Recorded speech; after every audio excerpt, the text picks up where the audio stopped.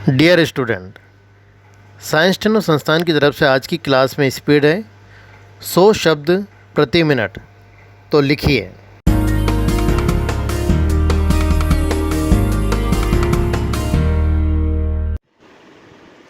महोदय, राज्य पुनर्गठन अधिनियम 1956 का क्रियान्वयन करने से आंचलिक भाषाओं को प्राधान्य मिल गया।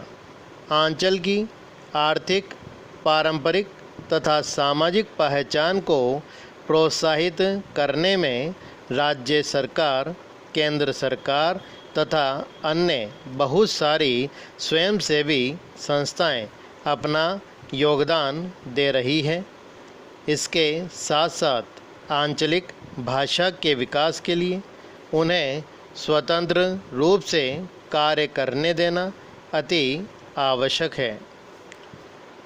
यह विकास प्रत्येक राज्य तथा आंचल में काफ़ी हद तक उभर चुका है, परंतु प्रश्न यह उठता है कि इतनी सारी विभिन्नताओं के बावजूद इन सभी भाषाओं में समन्वय किस प्रकार स्थापित किया जाए, जो समन्वय राष्ट्रीय अखंडता के लिए अनेकता में एकता का माध्यम बन सके।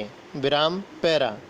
राज्य तथा अंचलों को आर्थिक, सामाजिक तथा भाषा की स्वतंत्रता मिलने से इन क्षेत्रीय भाषाओं का बहुत विकास हुआ है, जिसकी पराकाष्ठा क्षेत्रीय भाषाओं में उपलब्ध साहित्य, रंगमंच तथा फिल्मों के माध्यम से हो रही है।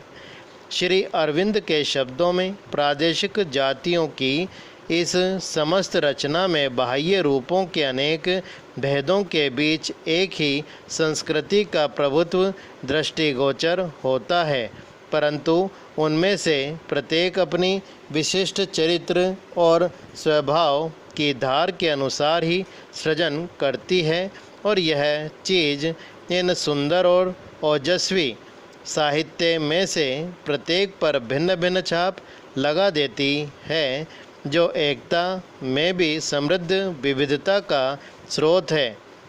कोई भी व्यक्ति अपने विचारों की अभिव्यक्ति जितने अच्छे तरीके से अपनी मातृभाषा में कर सकता है, उतनी अन्य भाषा में नहीं।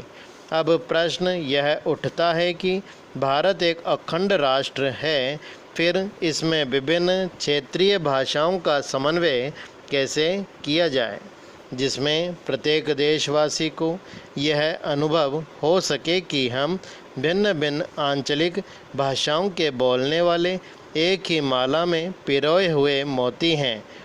अब हमारी अपनी पारंपरिक पहचान भी रहे तथा इसके साथ ही साथ हम सभी एक विशाल तरु पर रहने वाले भिन्न भिन्न बोलियों में बोलने वाले पक्षियों की भांति प्रेम से रहें।